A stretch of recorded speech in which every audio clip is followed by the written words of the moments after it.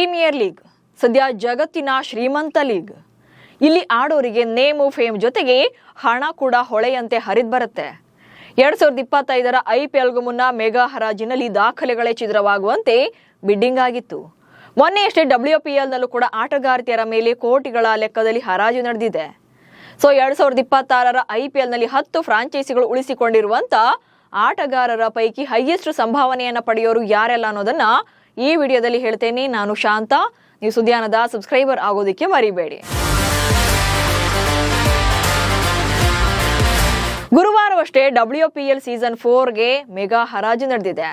ಇದೀಗ ಎಲ್ಲರ ಕಣ್ಣು IPL ಮಿನಿ ಆಕ್ಷನ್ ಮೇಲೆ ನಟಿದೆ. ಡಿಸೆಂಬರ್ 16ರಂದು ನಡೆಯಲಿರುವಂತಹ ಹರಾಜಿನಲ್ಲಿ ಸ್ಟಾರ್ ಆಟಗಾರರು ಕೂಡ ಅಖಾಡದಲ್ಲಿದ್ದಾರೆ.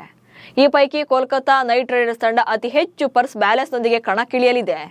KKR ತಂಡ ಹಲವು ಆಟಗಾರರನ್ನ ಬಿಡುಗಡೆ ಮಾಡಿದ್ದು 64.3 ಕೋಟಿ ರೂಪಾಯಿ ಬ್ಯಾಲೆನ್ಸ್ ಇದೆ.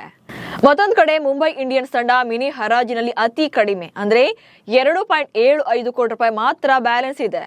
ಸೊ ಎಲ್ಲಾ ತಂಡಗಳ ಪರ್ಸ್ ಬ್ಯಾಲೆನ್ಸ್ ಅನ್ನ ನೋಡೋದಾದ್ರೆ 237.55 ಕೋಟಿ ರೂಪಾಯಿ ಇದೆ.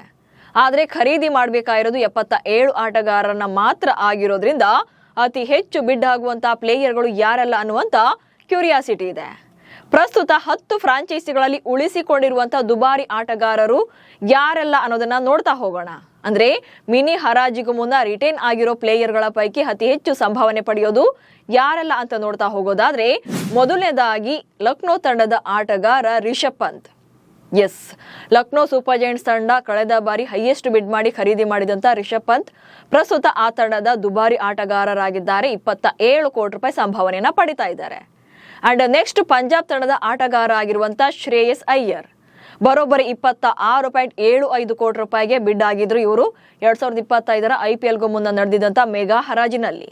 ಸೊ ಇವರು ಕೂಡ ಟಾಪ್ ಟು ಹೈಯೆಸ್ಟ್ ಪೇಡ್ ಆಗ್ತಾ ಇರುವಂತ ಪ್ಲೇಯರ್ ಆಗಿದ್ದಾರೆ. ಹೀಗಾಗಿ ಇವರು ಕೂಡ ಪಂಜಾಬ್ ತಂಡದಲ್ಲಿ ಇದ್ದು ಆ ತಂಡದ ಅತಿ ಹೆಚ್ಚು ದುಬಾರಿಯಾಗಿ ಅಂದ್ರೆ ದುಬಾರಿ ಸಂಭಾವನೆಯನ್ನ ಪಡೆಯುವಂತ ಆಟಗಾರರಲ್ಲಿ ಫಸ್ಟ್ ಪ್ಲೇಸ್ ನಲ್ಲಿದ್ದಾರೆ.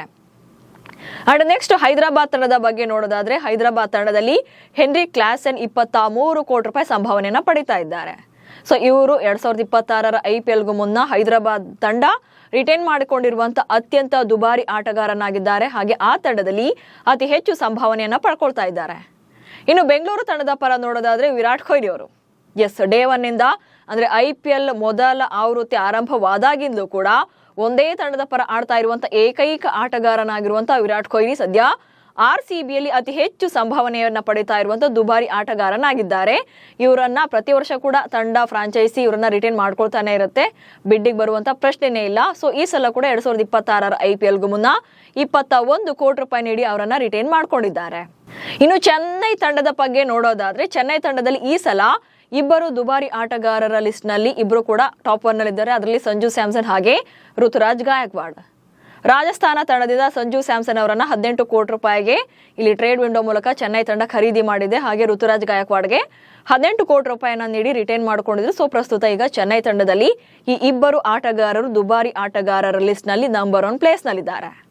ಇನ್ನು ರಾಜಸ್ಥಾನ ರಾಯಲ್ಸ್ ತಂಡದ ಬಗ್ಗೆ ನೋಡೋದಾದ್ರೆ ಈ ಪೈಕಿ ಯಶಸ್ವಿ ಜೈಸ್ವಾಲ್ ನಂಬರ್ 1 ಪ್ಲೇಸ್ ನಲ್ಲಿದ್ದಾರೆ. ರಾಜಸ್ಥಾನ ಅವರಿಗೆ 18 ಕೋಟಿ ರೂಪಾಯಿಯನ್ನ ನೀಡಿ ರಿಟೈನ್ ಮಾಡಿಕೊಂಡಿತ್ತು. ಪ್ರಸ್ತುತ ಅವರೇ ಈಗ ಹೈಯೆಸ್ಟ್ ಸಂಭಾವನೆ ಪಡಿತಾ ಇರುವಂತ ಆಟಗಾರ ಆಗಿದ್ದಾರೆ RR ಪರ.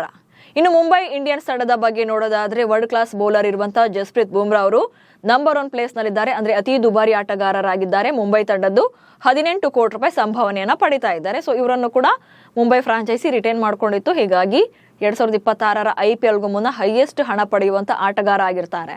ಇನ್ನು ಡೆಲ್ಲಿ ಕ್ಯಾಪಿಟಲ್ಸ್ ಬಗ್ಗೆ ನೋಡೋದಾದ್ರೆ ಅಕ್ಷರ್ ಪಟೇಲ್ ಇಲ್ಲಿ ದುಬಾರಿ ಆಟಗಾರ ಎನಿಸ್ಕೊಂಡಿದ್ದಾರೆ.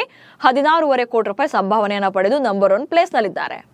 ಅಂಡ್ ಗುಜರಾತ್ ತಂಡದ ಪರ ನೋಡೋದಾದ್ರೆ ರಶೀದ್ ಖಾನ್ ಇಲ್ಲಿ ಗುಜರಾತ್ ತಂಡದಲ್ಲಿ ದೇಶಿ ಕ್ರಿಕೆಟರ್ಗಳಿಗಿಂತ ಫಾರಿನ್ ಪ್ಲೇಯರ್ ಅತಿ ಹೆಚ್ಚು ಸಂಭಾವನೆಯನ್ನ ಪಡೆದಿದ್ದಾರೆ. ಹೈದರಾಬಾದ್ನಂತೆ ರಶೀದ್ ಖಾನ್ ಈ ಪೈಕಿ ನಂಬರ್ 1 ಪ್ಲೇಸ್ ನಲ್ಲಿದ್ದು 18 ಕೋಟಿ ರೂಪಾಯಿ ಸಂಭಾವನೆಯನ್ನ ಪಡ್ಕೊಳ್ತಿದ್ದಾರೆ.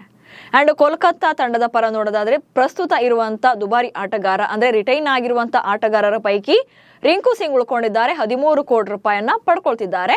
ರಿಟೈನ್ 13 ಕೋಟಿ ರೂಪಾಯಿಯೊಂದಿಗೆ ರಿಟೈನ್ ಆಗಿದ್ದಾರೆ. ಆಕ್ಚುಲಿ ಹಂಗೆ ನೋಡೋಕಾದ್ರೆ ಕೋಲ್ಕತ್ತಾ ತಂಡ ಇದಕ್ಕೂ ಮುನ್ನ KKR ನಲ್ಲಿ ಅಂದ್ರೆ ಲಾಸ್ಟ್ ಸೀಸನ್ ಅಲ್ಲಿ ವೆಂಕಟೇಶ್ ಅಯ್ಯರ್ಗೆ 23 ಕೋಟಿಗೂ ಹೆಚ್ಚು ಹಣವನ್ನು ನೀಡಿ ಖರೀದಿ ಮಾಡಿದ್ರು. ಬಟ್ ಅವರಿಂದ ನಿರೀಕ್ಷಿತ ಪ್ರದರ್ಶನ ಬರದೇ ಇರೋ ಕಾರಣಕ್ಕಾಗಿ ಅವರನ್ನ ರಿಲೀಸ್ ಮಾಡಿದ್ರು.